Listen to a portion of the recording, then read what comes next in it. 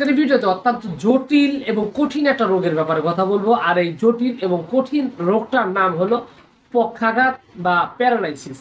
এই রোগটা আসলে আমরা খুবই ভালোভাবে পরিচিত, কারণ এই রোগটা আসলে আমরা দেখি যে অনেকেরই এই সমস্যাটা হয়ে যায় এবং যারা এটাতে আক্রান্ত হয়ে যায় তাদের লাইফ পুরোপুরি ভাবে একদমই শেষ হয়ে যায়। তো আপনি যদি এই পক্ষাঘাত থেকে বেঁচে থাকতে চান তাহলে কি ধরনের ব্যবস্থা নিতে পারেন, সেটা সহ কেন পক্ষাঘাত হয় সেই বিষয়টা এবং এটার জন্য পারফেক্ট চিকিৎসা কি এবং এখান থেকে স্থায়ীভাবে এবং দ্রুত ভালো হওয়ার কি উপায় রয়েছে, সেটা নিয়ে আজকের এই ভিডিওতে আমি কথা বলবো এবং কিছু ঔষধের ব্যাপারে কথা বলবো, যে ওষুধগুলো আপনার এটার জন্য খুবই সুন্দর একটা সমাধান আপনি পেতে পারেন। প্রথমত বিষয় হলো যে আপনার এই যে পক্ষাঘাত বা প্যারালাইসিস যে রোগটা রয়েছে, এটা মূলত অনেকটা স্নায়ুবিক একটা সমস্যা। কারণ আমাদের শরীরের যে অংশটুকু স্নায়ু কাজ করা বন্ধ করে দেয়, সেই অংশটুকুই দেখা যায় যে নাড়ানো যায় না, চলা যায় না, অবশ হয়ে যায়। অনেক ক্ষেত্রে শোধ থাকলেও নড়াচড়া করার ক্ষমতা থাকে না। এই ধরনের যে লক্ষণটা থাকে সেটাই সাধারণত আমরা প্যারালাইসিস বলে থাকি। আর এটা সাধারণত আমাদের দিক সাইড হিসাবে দেখা যায় ডাইন সাইড অথবা বাম সাইড এরকমটা হয়ে থাকে।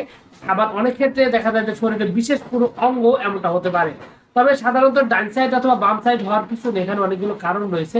প্রথম বিষয় হলো যে ডাইন সাইড এবং বাম সাইড হয় এই কারণে যে আমরা জানি যে আমাদের মস্তিষ্কের দুইটা অংশ রয়েছে, দুইটা ভাগ রয়েছে, ডান সাইড এবং বাম সাইড। তো আমাদের শরীরের মস্তিষ্কের একটা অংশ, ধরেন ডাইন সাইড যে অংশটুকু রয়েছে, সে অংশটুকু সাধারণত আমাদের শরীরের বাম অংশটুকু যে অঙ্গ প্রত্যঙ্গ যেমন হাত পা রয়েছে বা এই সাইডের যত অঙ্গ রয়েছে সেটা কন্ট্রোল করে থাকে।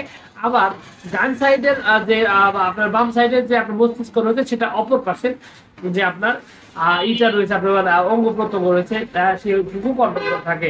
এখন হঠাৎ করে কোনো একটা কারণে ধরেন এটার হওয়ার পিছনে, এই প্যারালাইসিস হওয়ার পিছনে অনেকগুলো কারণ রয়েছে। তবে সবচেয়ে বড় যে কারণ সেটা হচ্ছে আপনার স্ট্রোক করা, ব্রেন স্ট্রোক। এটা সবচেয়ে বেশি একটা কারণ, যার কারণে ব্রেন স্ট্রোক যদি আপনার দেখা যায় মস্তিষ্ক এক সাইডে করে, ধরেন ডাইন সাইডে যদি করে, তাহলে শরীরের বাম সাইডের যে অঙ্গ প্রত্যঙ্গগুলো রয়েছে সেগুলো একদম অবশ হয়ে যায়, কাজ করে না, বা এটা দেখা যায় যে বেশ খানিকটা দুর্বল হয়ে পড়ে এবং এখানে নড়াচড়া করার মতো সামর্থ্য বা শক্তি কোনোটাই থাকে না।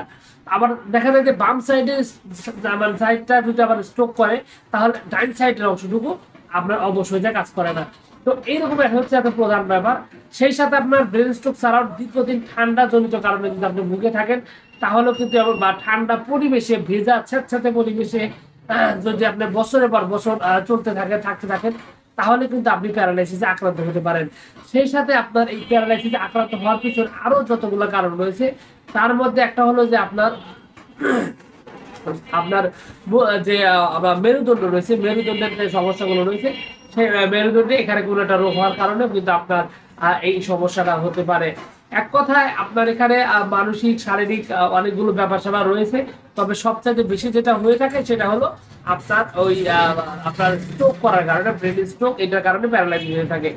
সেই সাথে আরেকটা গুরুত্বপূর্ণ কারণ সেটা হচ্ছে আমরা গ্রামের মানুষ যেটা হয়ে থাকি, সেটা হলো যে আপনার পুষ্টিহীনতা। শরীরে যদি পর্যাপ্ত পরিমাণ পুষ্টি না থাকে, শরীরে যদি আপনার দীর্ঘদিন বাত ব্যথা, বাত রোগ, আর্থ্রাইটিস যেটাকে বলা হয়, সেটা যদি দীর্ঘদিন যাবত চলতে থাকে তাহলে কিন্তু আপনার এই রোগটা আপনি আক্রান্ত হবেন এবং অবশ্যই আপনার এই প্যারালাইসিস আক্রান্ত হওয়ার একটা বড় ধরনের সম্ভাবনা রয়েছে। তো এখন বিষয়টা হলো যে আপনার যদি এই প্যারালাইসিসে আক্রান্ত হন তাহলে আপনি কি ধরনের ব্যবস্থা নিতে পারেন বা কি ধরনের ঔষধ নিতে পারেন।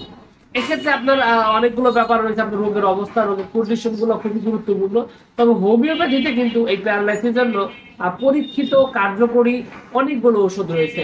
আমি যদি ওষুধের নাম বলতে চাই তাহলে সেক্ষেত্রে আপনার যদিও আপনার উচিত হবে রোগের অবস্থা, রোগের কন্ডিশন এগুলো বিচার বিশ্লেষণ করে তারপরে ওষুধ খাওয়া। সেক্ষেত্রে আপনাকে আমি সর্বপ্রথম যে ওষুধের কথা বলবো সেটা হলো পুষ্টিকামের ব্যাপারে। পুষ্টিকাম হোমিওপ্যাথি একটা খুবই গুরুত্বপূর্ণ ওষুধ।